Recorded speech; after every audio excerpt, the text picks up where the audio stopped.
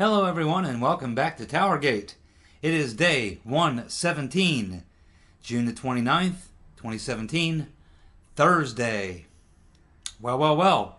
In the wake of the Project Veritas and James O'Keefe Project Veritas video yesterday, they did a flash poll of CNN viewers. And we find that only 33% of CNN viewers trust CNN. That's right, only 33% of CNN viewers trust CNN. I'm almost starting to think that CNN only has the ratings that they have because there's a lot of businesses that maybe have a TV in their lobby or waiting room and they just keep it on CNN or something. The idea that someone would actually make an effort to even switch the remote to go to CNN to see what's being talked about on CNN, unless it's people like me who go to watch it to critique it. But is anybody really watching CNN because they want to find out what's really going on, the truth? Apparently not, because only 33% of CNN's viewers actually trust CNN. That's pretty bad news, Mr. Zucker. And of course, Mr. Zucker is probably not going to make it through the year before he will be looking for work, and CNN will soon go into implosion mode along with their friends at MSNBC and the rest of the corporate media. Very good job that you're doing over there at CNN. Excellent. Well, and to follow up with this video from Tuesday, Project Veritas also released another video today in which they actually got Van Jones, the token black man on CNN for former Obama administration official until he got caught saying that he thought 9/11 was an inside job. And then, of course, they were forced to push him out of the administration. And then he went to work for CNN. And, of course, Van Jones doesn't, of course, realize that the camera... he might have realized it because it was actually O'Keefe that was talking to him. And he knows O'Keefe. So he probably knew the camera was rolling and just didn't care. And O'Keefe asked him about the Russia story. And Van Jones, I'm sure if you haven't seen the video, check it out. It's a very short video. Van Jones just says, oh, the Russia story, it's a nothing burger. There's nothing. It's nothing. So even Van Jones of CNN admitting that the Russia story is a nothing burger. And of course, who can forget his famous meltdown on the night of the election when he went on that tirade about the white lash to come up with an excuse for why Hillary lost the election. It was a white lash. Good old Van Jones. You need some comic relief on CNN, and who better to do it than Van Jones? Hey, the Department of Homeland Security is now finalizing, looking at the last few designs that they've narrowed it down to for the wall, Trump's wall, his border wall. They've narrowed it down to a few designs that they like. They'll probably make a decision sometime in August. And he says they expect to start building Trump's border wall in September. Moving forward with the wall. Funding or no funding, they don't give a damn. We're going to build the wall. I like the idea of putting the solar panels up there just for the comic effect of being able to turn the tables on the environmentalists. Imagine Trump gets his border wall, puts the solar panels up there, and it becomes the largest green energy project in the history of the world. Donald Trump, the king of green energy. Man, that will be funny. I sure hope they do it. Okay, Susan Rice appeared, she actually did an interview with New York Magazine. Well, that's a wonderful magazine if you want to line your bird cage or your dog's cage or what have you. It will serve that purpose for you. She basically was asked by this reporter why she's taken so much heat regarding the unmasking affair. And she basically said, well, It's part. She's basically went on to explain that it's basically part of just understanding it's part of being an African American woman. Yes, Susan Rice now in New York Magazine blaming the fact that they're looking into investigating her for the unmasking, and they will be calling her to testify about that unmasking. And it'll be interesting to see if she looks at the committee members, whichever of the committees that get to her first, and say, when they ask her about the unmasking, if she will blame it on the fact that she's a African American woman. We'll see how that goes over. Let's see. Still trying to find out what questions may have been asked of of John Podesta in that Q&A closed session, but still nothing real definitive there. But I did read where some of the tougher questions he got were from Democrats, and it had more to do. They spent quite a bit of time apparently even at talking to him about the Clinton meeting on the plane with Loretta Lynch. They apparently talked about various things about the Russian hacking, but also talked about the emails and the server. So I imagine that Podesta, as I said, I'm sure he lied about just about everything. But very interesting to read that the Democrats apparently were the ones who were pushing the hardest to get Podesta in there. And apparently they were the ones who gave him the toughest questions. So I'm sure at some point we'll find out what some of those questions were, and maybe what some of his responses were in that closed session. I'm sure it'll come out at some point.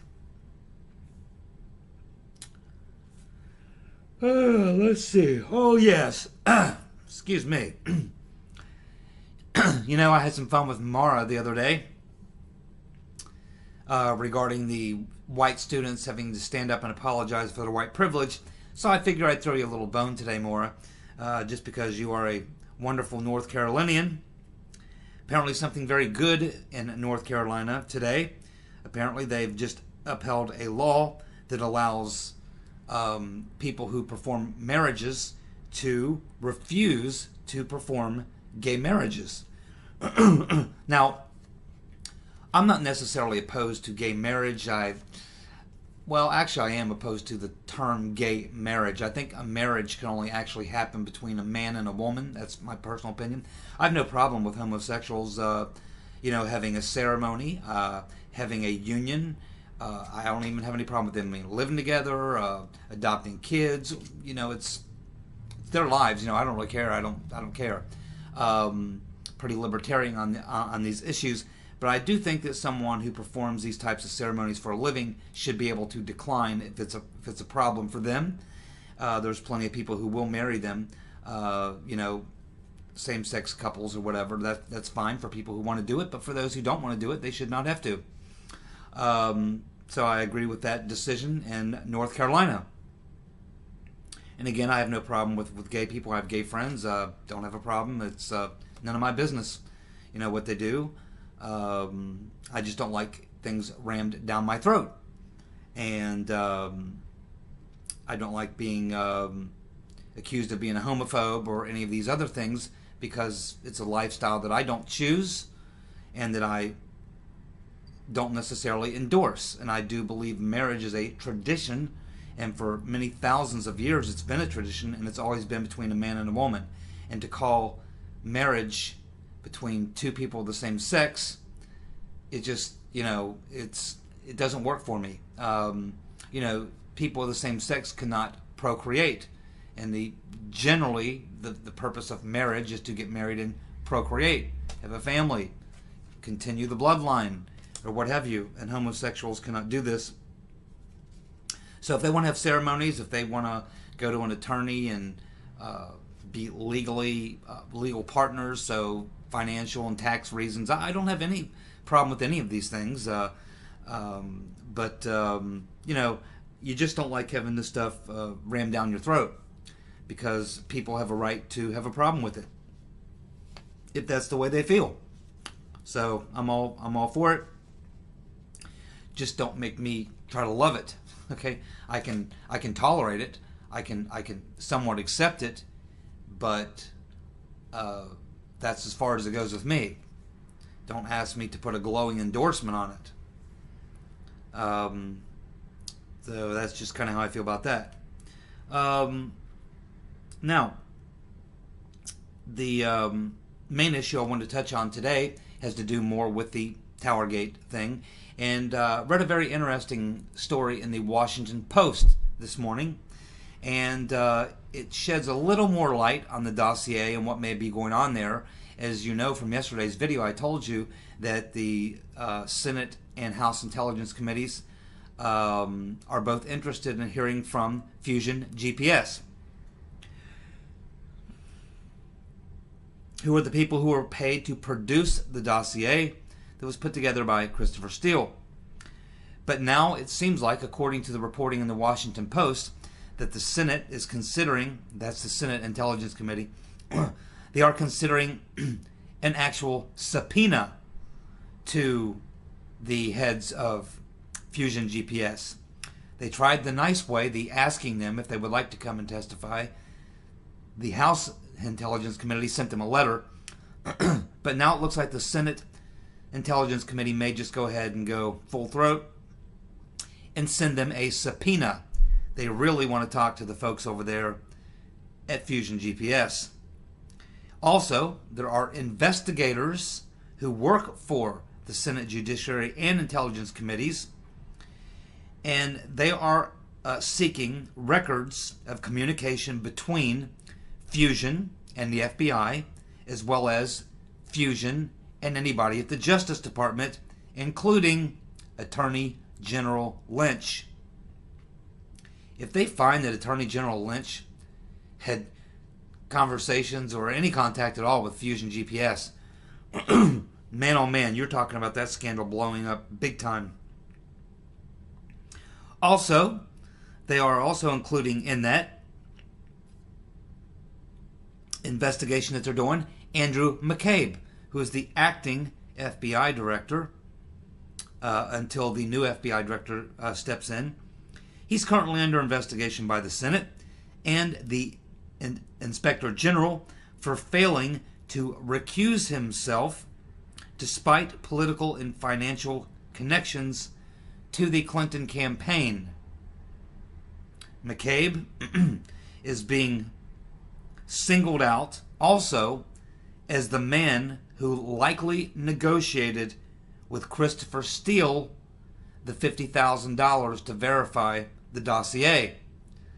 So we've all been speculating that it was probably Comey, but the Washington Post source is suggesting that the Inspector General is looking at Mr. McCabe as being the person who's the acting FBI director, was the assistant FBI director under Comey, that apparently he was the one who, and he's very closely tied to the Clintons, and the Clinton campaign was made a big donation. His wife ran for the Congress in Virginia. She was given a boatload of money by the Clintons' bagman, Terry McAuliffe. That is under investigation as well. So this is what they're reporting in the Washington Post. And they are also stating in the Washington Post that Steele, Christopher Steele, was apparently paid $250,000 for the information that he provided. Now, it doesn't specifically say if that's $250,000 for the information he provided to Fusion GPS, or if that's $250,000 that he was paid for contributing information to the FBI or anyone else.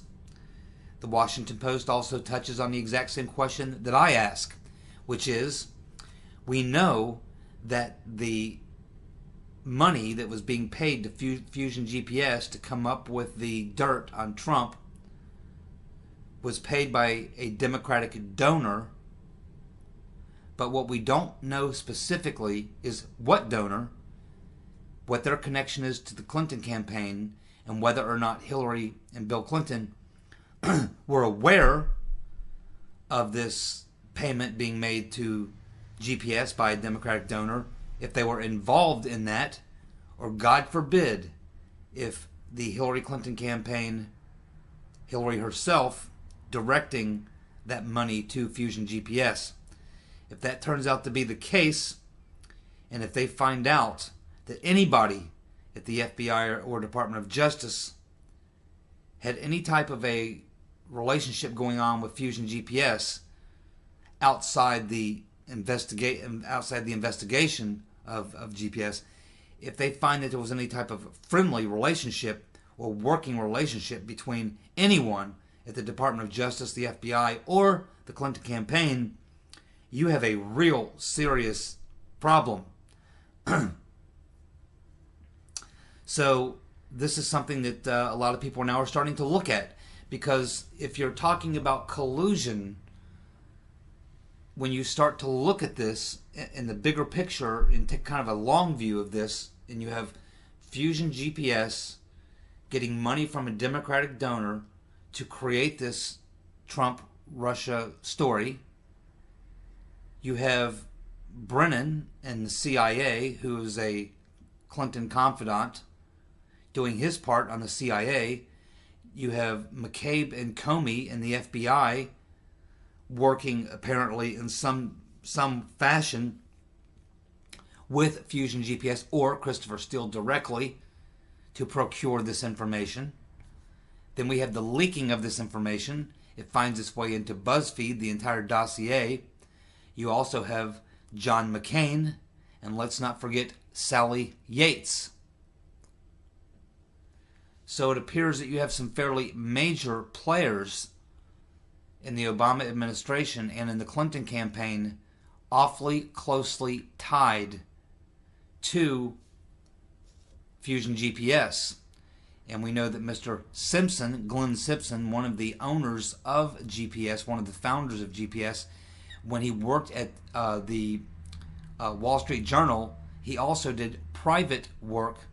And one of the things he did in his private work was he did research, opposition research, independently at this point when he was doing this. He did some independent research for the Clintons in the past. So we do have a Clinton connection to him.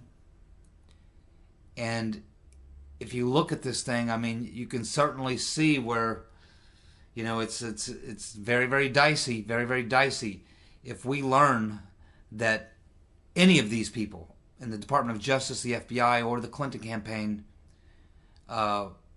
were working with Fusion GPS to put together a smear campaign, this is a big problem. This is a big problem. It's a criminal issue. And we'll just have to see where the questioning goes on Charles Grassley's committee in the Senate Intelligence Committee. We'll have to see where that goes, how hard he wants to push it. But apparently the fact that he's really going after Fusion GPS right now, willing to send them a subpoena, willing to tighten the screws down on them, you know, it's what we've talked about in the past week or so when I talk about the fact that if you tighten the screws down on people, it's just a matter of time. You just keep tightening the screws down on people. It's a matter of time before someone realizes that there are going to be serious penalties, possibly criminal charges, fines and things like that. When people start realizing that there is definitely trouble coming, everyone begins to try to save their own neck. It becomes every man for himself. People do start talking and leaking and everything else.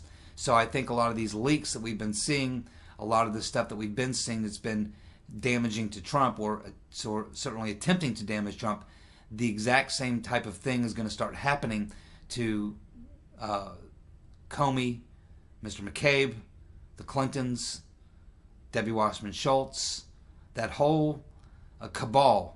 You're going to start seeing a lot of people trying to save their neck. And it's just going to take some time to let this play out, to find out who the scapegoat is going to be, or scapegoats, and to find out who the people are who are going to start singing like a bird to save their necks. The pressure hasn't been dialed up quite enough yet, but we're already seeing some of these people turning on themselves. And when it gets really, really hot, when the stove gets turned up really high, and it starts to boiling, that's when you're really going to see this thing come apart in many pieces. And you will start seeing people singing. You'll start getting leaks. And this thing could get really crazy because there's just so much there. And again, as I said yesterday, everything leads back to Hillary Clinton. I mean, if you look at the Clintons, their entire political career, which is most of both of their lives since they were in the early 20s, so many people around the Clintons, just about everyone, who gets close to the Clintons, their lives are destroyed, their careers are destroyed. Many come up dead. I mean, all this, if you look at everything that's happening, that's killing the Democrats right now, their party is completely split. Why is that? The party is split because they screwed Bernie Sanders, and his supporters aren't very happy about it. They're looking for a new party. They want to start a new party. They're fed up with the corporate Democratic Party that screwed them. They're suing them. This is all happening, and this is all because of, probably was formulated in the minds of Bill and Hillary Clinton. They're probably the ones that dreamed up this scheme. Then, of course, you have the fallout from the emails that's affecting Comey, that's affecting Loretta Lynch. So they're now under tremendous pressure. And what's it all due to? Hillary Clinton. You have these issues going on now that we're learning more about GPS, and we're learning more about what they're all about. Christopher Steele, the whole dossier, all the heat that all these people are under, and who's really at the root of all of this? Hillary Clinton. So it seems like every time you dig into any of these scandals, as has been the case with the Clintons for their entire life, you always find that the Clintons are at the root of all of this stuff.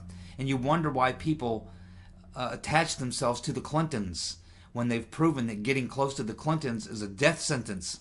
It will ruin your life, your career, and maybe cost you your life. They've destroyed the Democratic Party. They have destroyed 40% of the base. They cannot raise money.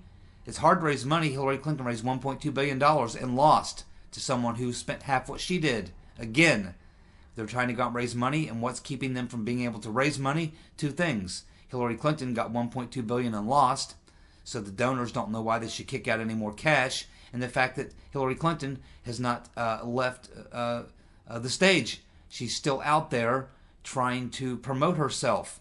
Possibly, in my mind, she's thinking about running again. She wants a rematch in 2020. It's just amazing that the Democrats would hitch their star to the Clintons when time and time again it was the Clintons who cost the Democrats the Congress for the first time in 40 years. The Democrats had controlled the Congress since FDR. Then in 94, Bill Clinton puts Hillary in charge of a secret healthcare commission, and a year and a half later, Democrats lose both houses of Congress. Wherever Hillary goes, she leaves in her path death, destruction, mayhem, chaos, anger, disappointment, this overwhelming amount of negative effects and emotions follow Hillary Clinton around. She's like a skunk, the stench trails her for miles. Yet for some reason, people seem to, powerful people around her, or people who want power around her, seem to cling to her. And it can only be because the Clintons do have this power, and if you can get close to power, you can get some of it. Possibly, people who get close to the Clintons also find various forms of illegal kickbacks and extra cash flow coming their way. So there's got to be something that draws people to the Clintons, despite the fact that, most people, if they had any common sense and knew the history of the Clintons, would know that getting anywhere near these people is almost a death sentence. It's almost like the crack epidemic. People know that taking crack cocaine or any of these other highly addictive drugs is a bad deal. They know where it ends. They know that you go all the way, you hit rock bottom, you lose everything, your life, you destroy your life, you do all this horrible physical and psychological damage to yourself. You do great damage to your life, but you go ahead and do it anyway. Some people have and I've met people like this, They are people who like to play around with the dark side. There are people who like to play around. It's like, yeah, you know, I had a friend, very wealthy, affluent friend, who had everything. Everything. She did not need to get involved in cocaine, but she wanted to flirt with the dangerous side of life. And she started flirting with cocaine. And it cost her a lot. Let's put it that way. I'm not going to get too personal here in this video because it was a friend. Still is a friend, I guess. I haven't talked to her in years, but you know, I've seen this type of thing happen before. There are people who just like to flirt with, you know, danger. You know, they like to take a walk on that side, and maybe they think, you know, hey, I can do this, and it won't get me. I'm a strong enough person. It won't get me. But believe me, you put that candy up your nose, my friends. You put the candy up your nose. You stick that needle in your arm. You swallow those pills. It'll get you. Don't do it. Don't do it. That's my personal recommendation to you. Do not play around on the dark side. None of that stuff. Stay away from it. It's bad news. It's bad for you. It's bad to you. Will not serve you well in your life.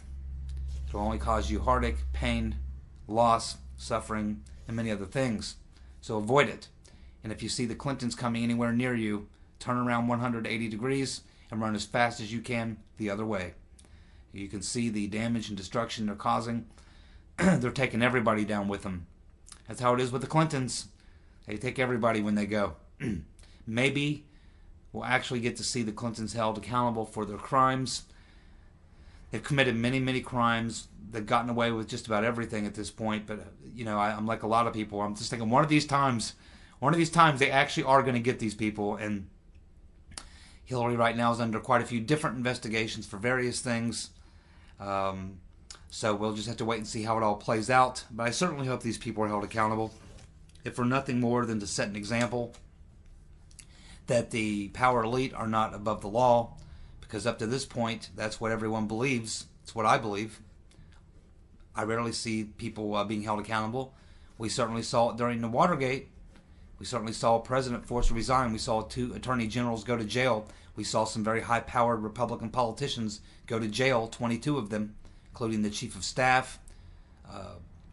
We saw people from his campaign to re-elect. Very, very powerful people, rich people, wealthy people, smart people.